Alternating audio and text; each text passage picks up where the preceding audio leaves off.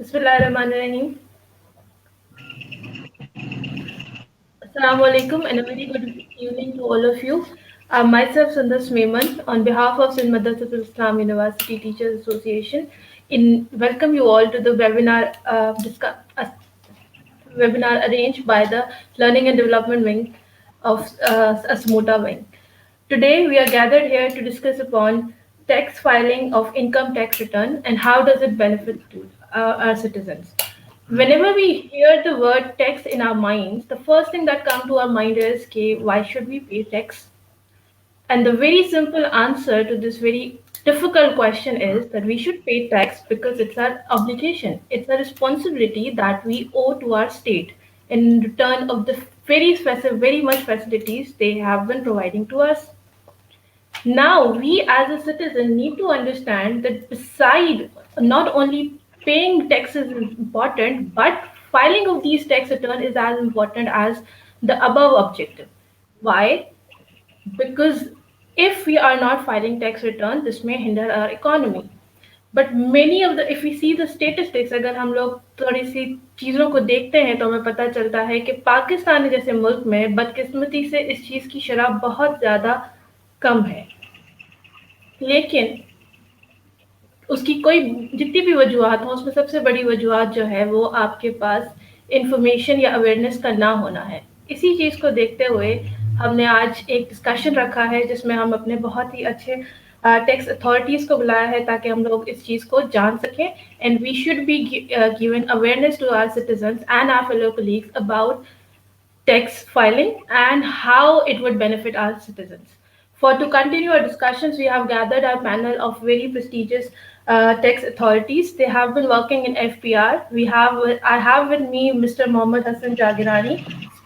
He is serving as an inspector in Inland Revenue. Welcome, sir. Thank you for taking time for us. I welcome you to this session. Thank you. We hope that while conducting the session, we'll be going through the process of tax filing filing tax returns and how it would benefit our citizens. हम लोग हमेशा ये देखते हैं कि जो tax filing का जो प्रोसीजर है वो बहुत एम्बिगियस है। शायद यही वजह है कि बहुत सारे लोग जो हैं वो फाइलिंग की तरफ नहीं जाते हैं। आज का मकसद हमारा यहाँ पे बैठने का ये है कि हम लोगों को बता सकें कि जी इस प्रोसेस में उनको क्या फ़ायदा है, अगर वो टैक्स फाइल नहीं करते हैं तो उनको क्या नुकसान है, और इसी तरीके से हम अपने इस चीज़ को बेहतर किस तरीके से कर सकते हैं। तो यहाँ मैं सबसे पहले आपसे बहुत आसान और बेसिक सा सवाल पूछना चाहूँगी कि why should we file tax return. पहला सवाल जो मैं आपसे पूछना चाहूँगी कि हम क्यों फाइल रिटर्न करें, as a citizen, as a शहरी हम लोगों को टैक्स रिटर्न क्यों फाइल करना चाहिए? जी, तो first of all I would like to thank you thanks to SMOTA SMIU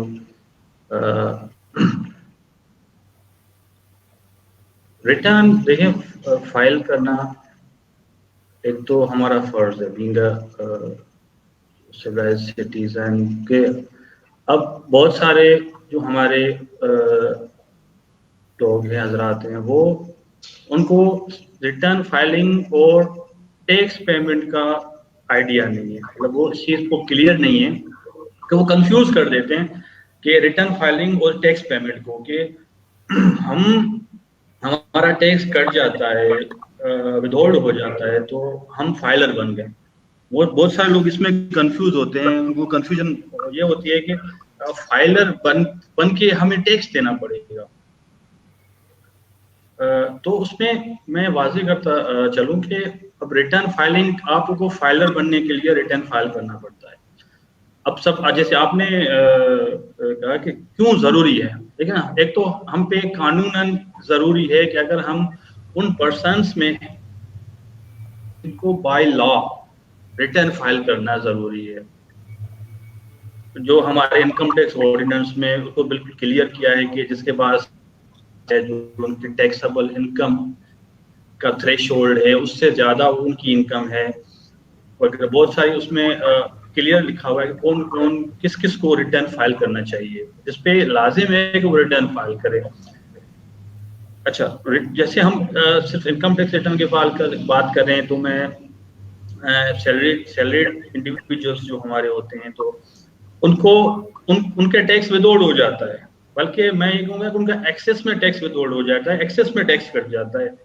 तो लेकिन वो सिर्फ वो कहते हैं कि हम रिटर्न फाइल करेंगे तो हमें टैक्स देना पड़ेगा, जबकि वो एक्सेस में टैक्स दे चुके होते हैं, और उनकी जो दूसरे ट्रांजैक्शंस हैं, वो गाड़ी परचेज करते हैं, बैंक्स में ट्रांजैक्शंस करते हैं, या उनके प्राइस बॉन्ड वगैरह का प्राइस निकलता है, या वो प्रॉपर्टी की सेल और परचेज करते हैं, तो उनको डबल टैक्स देना पड़ता है। अगर मैं फाइलर हूं तो मुझे अगर 2% टैक्स है, तो नॉन फाइलर के लिए वो 4% है। अगर वैल्यू देखें, अगर एक 1 मिलियन की कोई चीज है, वही हम प्रॉपर्टी फॉर एग्जांपल एक 10 मिलियन की है, तो उस पर 2% कितना टैक्स है बीइंग अ फाइलर, और आप उसको देखें कि 4% पे फिर कितना टैक्स होगा, मतलब टोटल डबल टैक्स हम पे कर जाते हैं। और रिटर्न फाइलिंग इनकम टैक्स में कोई ज्यादा टैक्स हम नहीं देते।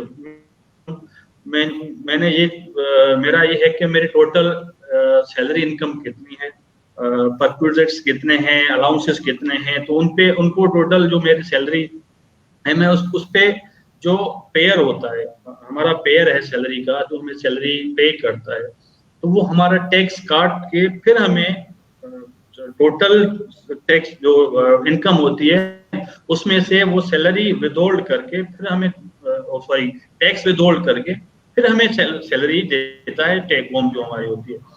अब हम जब रिटर्न फाइल करने जाते हैं तो हमें जस्ट वो फिगर देनी है, और वो उसका है इनलैंड रेवेन्यू इंफॉर्मेशन सिस्टम। तो वो अब जब आप उसमें सैलरी का अमाउंट हम पुट करते हैं, तो वो खुद ब खुद कैलकुलेट करके हमें देता है कि कितना हम पे टैक्स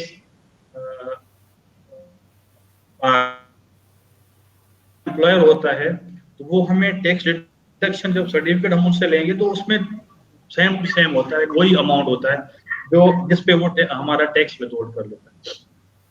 अब देखें, ये तो हुआ कि एक बहुत आसान भी है और एक टेक्निकल काम भी है रिटर्न फाइल करना।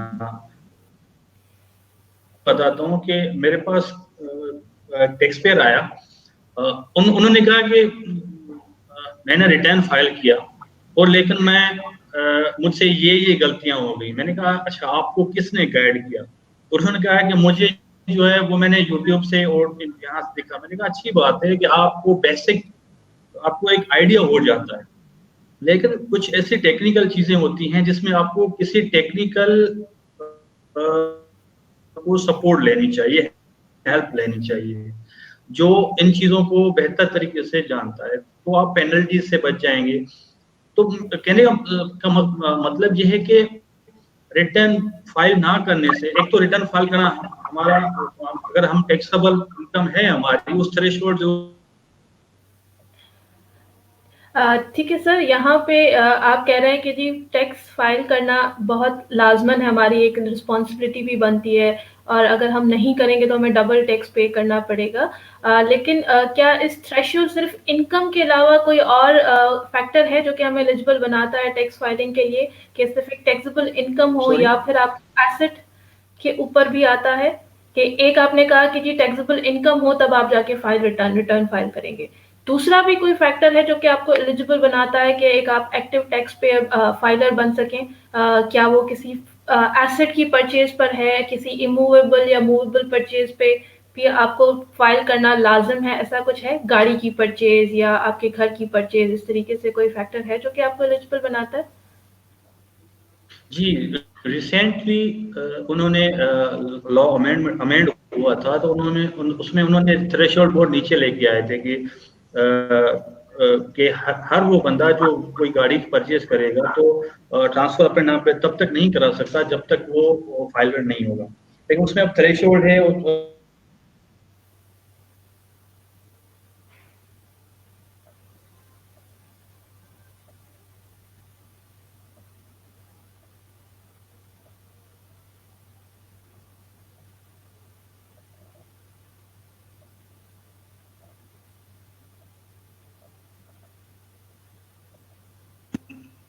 नेट का थोड़ा इशू आ रहा है। वी आर हैविंग आवाज आ सम। रही है? हाँ जी सर, बिल्कुल। जी। जैसे आपने कहा कि मूवेबल या इमूवेबल प्रॉपर्टीज की परचेज पे देखिए ना, दो एक तो हम डबल टैक्सेशन से बच जाते हैं कि अगर मैं घर ले रहा हूँ और चले मेरे लिए ये ऑब्लिगेटरी मैं रिटर्न फाइलर बनूं, रिटर्न फाइल करूं, लेकिन टैक्सेशन डबल टैक्सेशन से बचने के लिए मैं रिटर्न फाइल करूंगा। ठीक है ना। अब चलिए मेरी टैक्सेबल इनकम मेरी इनकम इतनी नहीं है कि जिस पे टैक्स हो। ठीक है ना। हम जरूरी नहीं है कि अगर टैक्सेबल, अच्छा मैं बात करूं कि उन पे लाजिम है कि वो रिटर्न फाइल करें जो हमने हमारे डेफिनेशन हैं, उसके पास गाड़ी है, प्लॉट है, घर है, या कोई ऐसा एसेट है जिसकी वैल्यू बहुत ज्यादा है। मिसाल तौर पर मेरे पास फिलहाल कोई एसेट नहीं है, मेरी इनकम भी है जो है वो टैक्सेबल नहीं, तो तो हम क्या नल मैं रिटर्न रिकॉर्ड फाइल करेंगे। नहीं कर सकता? तो ऐसा नहीं नल। है। आप फाइलर बनने के लिए अगर आपकी इनकम टैक्सेबल नहीं है, बिलो टैक्सेबल लिमिट है आपकी इनकम, फिर भी आप फाइलर बनने के लिए रिटर्न फाइल कर सकते हो। उसमें वो नहीं है कि आप नहीं करते फिर रिटर्न नहीं फाइल कर सकते। लेकिन ये है कि आप अगर आप है, आपने अगर जहाँ पे आपको 10,000 रुपए कोई टैक्स देना पड़े विद होल्डिंग, और वहीं पे आपको 20,000 नॉन फाइलर होने की वजह से 20,000 देने पड़े, तो आप क्यों ना फाइलर बन के उसको टैक्स टैक्स से बचें। अच्छा, फाइलर जब आप बनेंगे तो जो 20,000 का 10,000 रुपए आपका टैक्स कटना था वो कटेगा अगर फाइलर है, तो वो आप नेक्स्ट ईयर में उसको एडजस्ट करेंगे अपनी टैक्स लायबिलिटी के साथ। अगर आपकी नेक्स्ट ईयर में नेक्स्ट फाइनेंशियल ईयर या नेक्स्ट टैक्स ईयर जिसको हम कहते हैं, उसमें अगर आपकी टैक्सेबल इनकम बन जाती है तो आप उसको एडजस्ट करेंगे, और अगर आपकी बनती तो वो आपका रिफंड बन जाएगा कि जो टैक्स आपके ऊपर नहीं लगना चाहिए था वो आपसे टैक्स काटा गया है, वो आप वो रिफंड क्लेम करेंगे, वो आपको गवर्नमेंट ऑफ पाकिस्तान वो वापस करेगा पैसे। अच्छा सर, वो कौन कौन सी जी इंस्टेंसेस होती हैं जहाँ पे आपको एक सिटीजन को टैक्स वापस करने की वापस मिलने की बहुत चांसेस होती हैं? वो कौन कौन सी जगह होंगी, थोड़ा सा एलैबोरेट करेंगे? जैसे जी। जितना। देखिए रिफंड का एक वर्ड यूज होता है जो मोस्टली हर उस ट्रांजेक्शन में होता है। अब रिफंड, टैक्स रिफंड तब हम देते हैं, मतलब एफबीआर में हमारे यहाँ कानून है, वो है। मिसाल तौर पर मेरे ऊपर अगर कोई टैक्स नहीं आता, मेरी इनकम बिलो टैक्सेबल लिमिट है, और मैं कोई ऐसी ट्रांजेक्शन कर रहा हूँ जिसपे मेरा टैक्स विथहोल्ड हो जाता है, टैक्स वो एडवांस टैक्स होता है, फाइल करूंगा तो मेरे ऊपर कोई टैक्स नहीं बन रहा। एक सिनेरियो है कि मेरे ऊपर कोई टैक्स नहीं बनना, लेकिन आप मुझसे एडवांस टैक्स विथहोल्ड कर रहे हो, तो वो मैं एडजस्ट करूंगा और मैं रिफंड क्लेम करूंगा। एक तो एक सिनेरियो तो ये होता है। अच्छा, दूसरा सिनेरियो ये होता है कि मैं एज अ सैलरीड इंडिविजुअल और मैंने मेरी सैलरी के ऊपर 10,000 रुपए टैक्सेबल सैलरी है, 10,000 रुपए टैक्स है जो मेरे एम्प्लॉयर ने कर लिया, मुझसे टैक्स काट लिया, और उसके अलावा जो अगर मुझसे कोई टैक्स विथहोल्ड करेगा ऑन दी सेल और ट्रांसफर या purchase of motor vehicle, immovable property हो गई, या मूवेबल प्रॉपर्टी हो गई, इनमूवेबल प्रॉपर्टी हो गई, कोई प्राइस बॉन्ड पे प्राइस निकलता है मेरा, या कोई मोटर व्हीकल टैक्स है, बहुत सारे टैक्सेस होते हैं। जैसे मोबाइल कंपनीज हमारा टैक्स विथहोल्ड कर लेते हैं, लेकिन अगर हम एक जगह टैक्स दे चुके थे, क्योंकि मेरी जो टैक्सेबल इनकम थी उस पे 10,000 रुपए टैक्स आना था, और 10,000 रुपए मेरे एम्प्लॉयर ने मुझसे काट लिया टैक्स, और अब मुझे कोई दूसरा टैक्स जो भी है वो मुझ पे नहीं लगता, नहीं लगना चाहिए। जो एडवांस टैक्स मेरा विथहोल्ड हुआ है या मुझसे वो एडवांस टैक्स उन्होंने मेरे एम्प्लॉयर ने मतलब किसी भी अदर देन माय एम्प्लॉयर जो भी टैक्स काटेंगे तो वो रिफंडेबल होता है। मतलब सिंपल अगर हम उनको कहें कि एक्सेस में excess tax paid is refundable, जो आप पे टैक्स बनता है उससे ज्यादा आपसे टैक्स विथहोल्ड हो गया तो आप रिफंड क्लेम करेंगे। ठीक है। तो मतलब जो छोटी-छोटी चीज़ें होती हैं हमारे पास, जैसे टेलीफ़ोन का बिल आ गया, उस पे आपका विथहोल्डिंग टैक्स होता है, वो भी आपको रिटर्न में मिलता है। हमारे मोबाइल फ़ोन के कार्ड्स हो गए, हम उस पे खरीदते हैं, वो भी हमें मिलता है। सो इट मीन्स जी दैट इफ वी जी गो फॉर फाइलिंग, अगर हम एक फाइलर बनना चाहते हैं, तो ये छोटी-छोटी चीज़ें हैं जो कि आगे जाके हमें बेनिफिट मिलेंगी करेंगी, और ये हमें समझने की ज़रूरत है।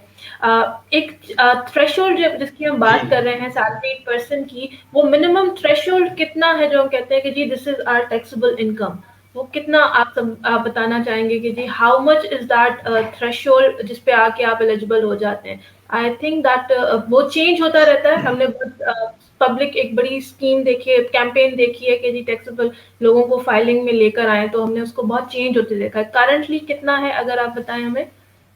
देखिए, जो करंट फाइनेंशियल ईयर है, टैक्स ईयर है, उसमें 0.6 मिलियन यानी 6 लाख रुपए थ्रेश होल्ड है टैक्सेबल सैलरीड इंडिविजुअल्स के लिए। दैट मीन्स और 50,000 पर मंथ। हाँ, आप इसको इस तरह कर सकते हैं। अब उसमें लास्ट ईयर कुछ ज्यादा था, मतलब जो प्रीवियस हमारी गवर्नमेंट थी उसने अमेंडमेंट की थी और उसको 1.2 मिलियन पे लेके गए थे। लेकिन इस गवर्नमेंट ने वापस आके उसको अमेंड किया है और 0.6 पे लेके गए, लेकिन उससे पहले 0.4 मिलियन था, 4 लाख So रुपए था, in फिर order, 12 लाख रुपए। जी so if we want to be, जो आपके पास लाजमन लाजमन 50,000 वाले हैं उनको तो फाइल करना चाहिए, लेकिन उससे पहले एक कंसर्न जो कि हमें देखने में आता है कि मोस्ट ऑफ द पीपल, जो हमारा टैक्स का एक बिहेवियर है, वो टैक्स इवेजन की तरफ जाता है। अगर वो फाइलिंग की तरफ आते भी हैं तो वो नल रिटर्न्स फाइल करते हैं, यानी दे वुड स्टेट कि जी उनकी इनकम जो है वो 50,000 से कम चली जाती है। वो स्टेट इस तरीके से करते हैं। जो गवर्नमेंट एम्प्लॉइज होते हैं उनके पास तो खैर इस चीज से बचने का कोई ऐसा तरीका नहीं होता है, लेकिन लोग जिनके बिजनेसेस होते हैं जो कि अपने पास खुद रेवेन्यू अर्न करते हैं, वो नल रिटर्न्स फाइल करते हैं जिसमें आप अपना इनकम स्टेट कम करते हैं।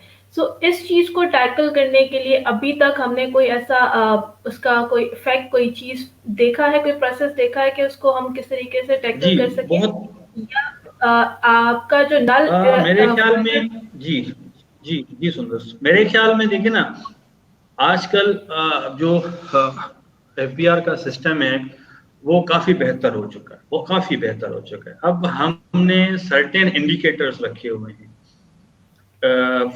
टैक्स नेट को बढ़ाने के लिए। अब देखें, अगर कोई भी हमारे पास इंफॉर्मेशन आती रहती है कि अगर गाड़ियां कोई परचेज करता है, किसी ने गाड़ी परचेज की है और वो नॉन फाइलर है या फाइलर भी है और उसने कोई बड़ी गाड़ी परचेज की है, तो हम अभी ऑन दी होल बात करें कि इंडिविजुअल और बिजनेस पर्सन और मतलब कोई भी जो जिसकी भी पाकिस्तान सोर्स इनकम है, तो हमारे पास इंफॉर्मेशन आती है, किसी ने जो उससे एक्साइज से हमारी इंफॉर्मेशन आई कि उन्होंने एक गाड़ी खरीदी जिसके ऊपर इसके ऊपर इतना टैक्स आया। फॉर एग्जांपल हम कहें कि 3 मिलियन की कोई इन्होंने गाड़ी परचेज कर ली है, 30 लाख की गाड़ी परचेज कर ली। अच्छा, जब हमारे पास इंफॉर्मेशन वो आती है तो हम उसको कंसर्न जो जुरिस्डिक्शन होती है, जैसे हमारी अगर जो जिस यूनिट में मैं काम करता हूँ, तो जो हमसे वो इंफॉर्मेशन हमारे पास आएगी कि एबीसी ने ये जो है गाड़ी खरीदी है 30 लाख रुपए की, तो आप इसको काइंडली इंक्वायरी करें इसकी। तो हम उनको देखते हैं कि उस टाइम उस पीरियड में क्या इस पर्सन के पास इतने पैसे थे जो उन्होंने ये गाड़ी खरीदी है या घर खरीदा है या कोई ऐसी ट्रांजैक्शन की है जो बैंकिंग ट्रांजैक्शन ऐसी की है। तो ये एक हमारे पास इंडिकेटर है, हमारे पास इंफॉर्मेशन आती रहती है कि अगर कोई नील की रिटर्न किसी ने फाइल की हुई है और उसने उस ड्यूरिंग दैट पीरियड के उसने मिलियंस में बैंक में ट्रांजैक्शंस की हैं, या उसने कोई ऐसी गाड़ी खरीदी है जिसका उसके पास सोर्स नहीं था, तो अगर वो गाड़ी डिक्लेयर करता है, वो अपने रिटर्न में वो गाड़ी दिखाता है, उसका सोर्स दिखाता है, तो दैट्स गुड कि हम उस पर ज्यादा नहीं पूछते उनसे।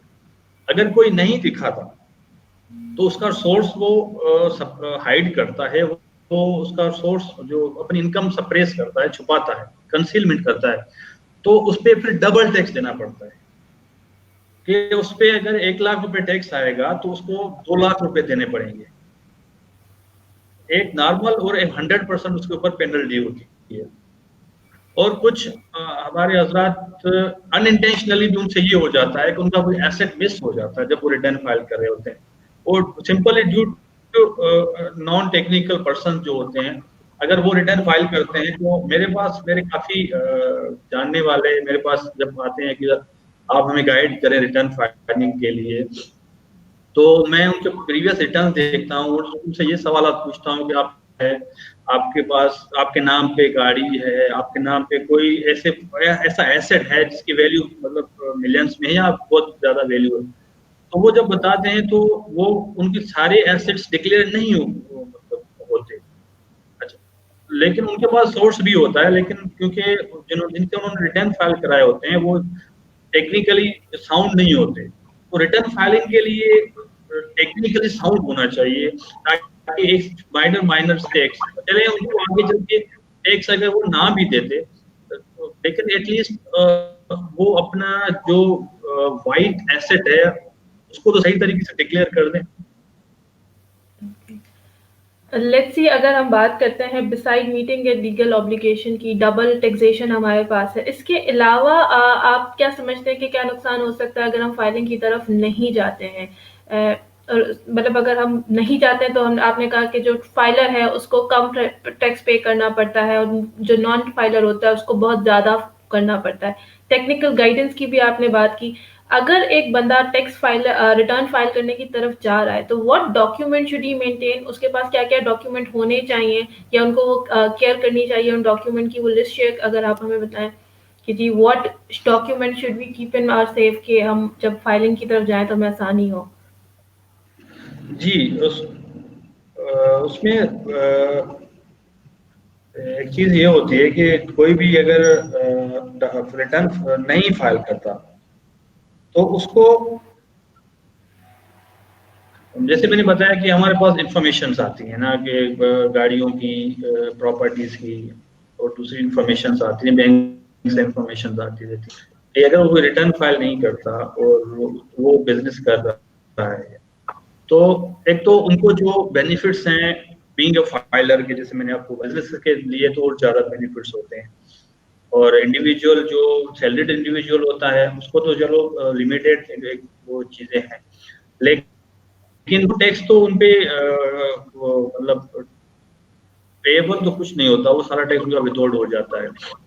तो जैसे आपने ये पूछा कि कोई नहीं फाइल करता तो उसको उसमें और फाइलर में क्या डिफरेंस है। एक तो ये हो गया कि डबल टैक्सेशन से बच जाते हैं, और दूसरा अगर किसी की इंफॉर्मेशन हमारे पास आती है, जैसे मैंने पहले एक एग्जांपल दी कि किसी ने रिटर्न फाइल की हुई है लेकिन उन्होंने वो अमाउंट जो प्रॉपर्टी है, जो उन्होंने एसेट है, वो डिक्लेयर नहीं किया, ये तो उनके लिए रिटर्न फाइल करते हैं। मिसाल तौर पर कोई रिटर्न फाइल ही नहीं करता और हमारे पास जब इंफॉर्मेशन आती है कि उनके पास ये एसेट्स हैं, तो हमारे डिफरेंट एक सेक्शन है 182 पेनल्टीज का, तो उस पे उनपे penalties as compare to filer ज्यादा पेनल्टीज लगती हैं और उनके ऊपर सजाएं ज्यादा हैं।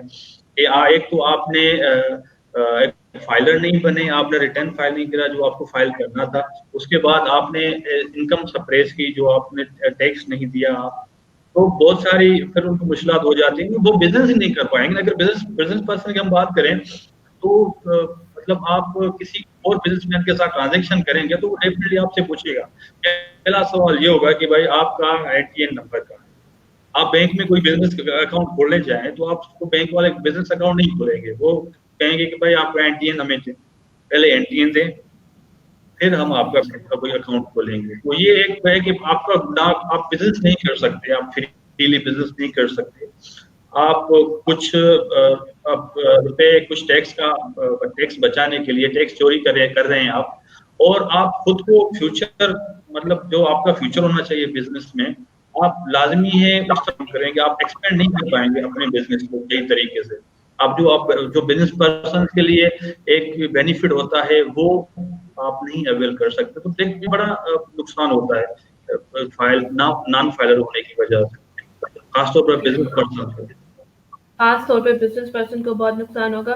तो let's suppose me as an individual wants to go and return file my return, तो पहली चीज मुझे कौन कौन से डॉक्यूमेंट्स मेंटेन करने चाहिए, और दूसरी चीज क्या मैं एज एन इंडिविजुअल खुद जाके रिटर्न फाइल कर सकता हूँ, या do I need to hire a services मुझे लेनी पड़ेंगी, या I need to hire a lawyer? देखिए, पहले डॉक्यूमेंट्स बता अगर दीजिए। आपने पहले ये कि रिटर्न फाइल करने के लिए डॉक्यूमेंट्स कौन कौन से चाहिए। देखिए, आपका जो सोर्स ऑफ इनकम है, जो भी सोर्स है, मिसाल आपने कहा कि सैलरी इंडिविजुअल है, सैलरी इंडिविजुअल के लिए आपने मस्ट है कि आप सैलरी सर्टिफिकेट होना चाहिए आपके पास, अगर आप अपना रिटर्न फाइल करें, और आप एम्प्लॉयर से जो है उनसे सैलरी सर्टिफिकेट लेने के, अगर टैक्सेबल सैलरी है आपकी। और अगर मेरे पास कोई रिटर्न फाइल कराने आता है तो मैं उससे डेफिनेटली बैंक स्टेटमेंट का उनसे पूछते हैं, और source of income other than salary, अगर उनकी ट्रांजैक्शन होती हैं तो जरूरी नहीं है कि वो सेपरेशन है या उनकी इनकम है, लेकिन कभी कभी हम लोन ले लेते हैं, उधार ले लेते हैं अपने दोस्त से, अपने भाई से, अपने घर वालों से, अपने इवन अपने ले लेते हैं कि हम आपको रिटर्न बैक कर देंगे। तो वो एंट्रीज अगर बैंक में शो हो रही होती है, तो अगर कोई नॉन टेक्निकल बंदा होगा तो डेफिनेटली ये हो सकता है वो आपसे बैंक स्टेटमेंट का ना पूछे, और जब हमारे आपका बैंक स्टेटमेंट आए, आपका इन केस ऑडिट में केस आए, तो हम तो डेफिनेटली आपसे ये पूछते हैं कि आप पूरी चीजों को रिकनसाइल करें, तो जो आपके पास पैसे एसेट है ये। तो आप जब भी अपना रिटर्न फाइल करें तो अपने जो भी एसेट्स हैं, जो भी लायबिलिटीज हैं, या सोर्स ऑफ इनकम जो भी है आपका, आप उसकी पहले एक प्रॉपर वर्किंग कर लें। फर्स्ट टाइम रिटर्न फाइल कर रहे हो तो किसी टेक्निकल पर्सन से, must I would say you must any that person who is technical, who जो रिटर्न फाइल करता रहा है।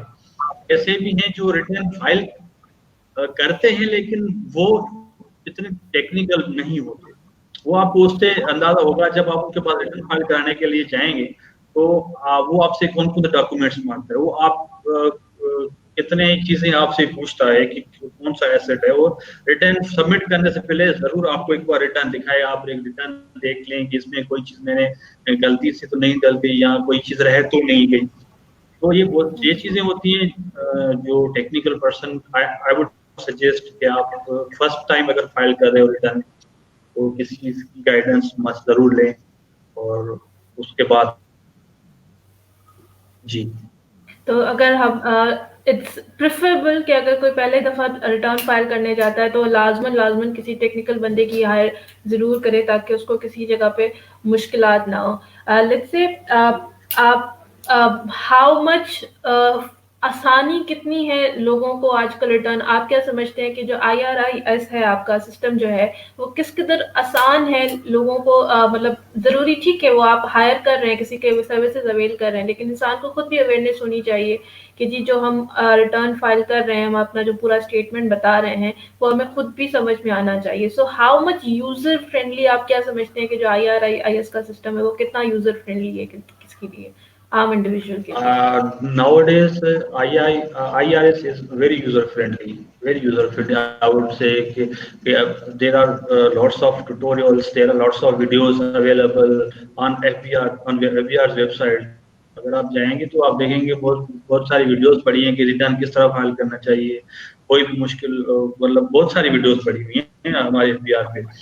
तो अगर आप समझते हैं कि आप उन वीडियोस से 100% आप मतलब गाइडेंस ले चुके हैं और आप रिटर्न फाइल कर सकते हैं, तो मतलब दैट वुड बी ऑसम कि आप खुद रिटर्न फाइल करें। आई वुड इनकरेज के एवरीबॉडी, इवन मतलब जो खासतौर पर सैलरीड इंडिविजुअल है उसको, वो तो अपना रिटर्न फाइल खुद करे, लेकिन अगेन जैसे आपने कहा कि प्रीफरेबली ही और शी शुड सीक सपोर्ट, मतलब किसी से कोई गाइडेंस ले, किसी से हालांकि किसी कोई दोस्त हो, कोई म्यूचुअल फ्रेंड हो, कोई कंसल्टेंट हो, कोई वकील हो, उनको एक बार जरूर डिस्कस कर ले इस चीज को ना फर्स्ट टाइम, क्योंकि फर्स्ट टाइम आपका रिटर्न होता है जो फिर आप उसको कैरी फॉरवर्ड करते रहते हो उसको, वो मतलब नेक्स्ट ईयर में आप पिछले से आप वो रिकंसाइल करते जाओगे, क्योंकि अगर कोई चीज आपसे मिस हो गई या आपने कोई ऐसी चीज दिखा दी जो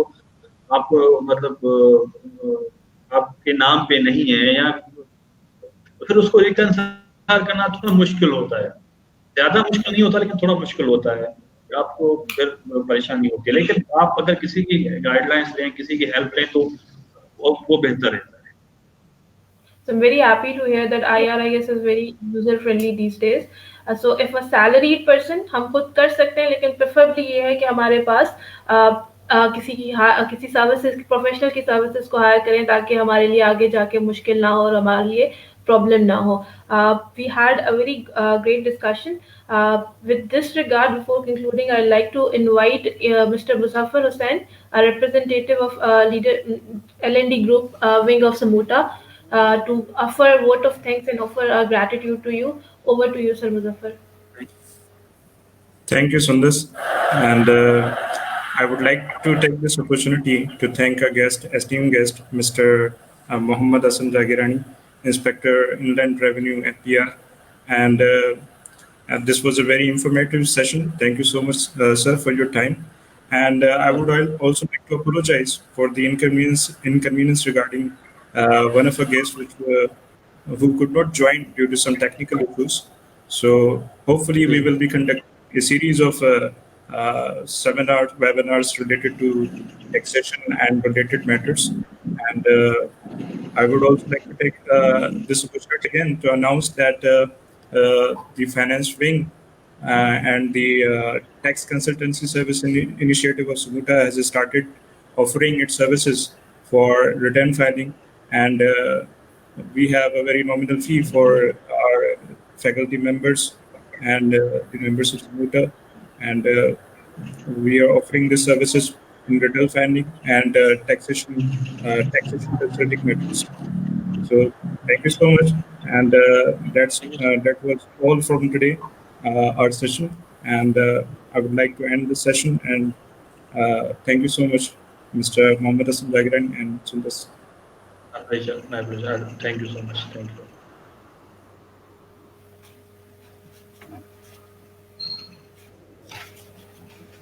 Thank you so much, sir, and thank you everyone for joining us.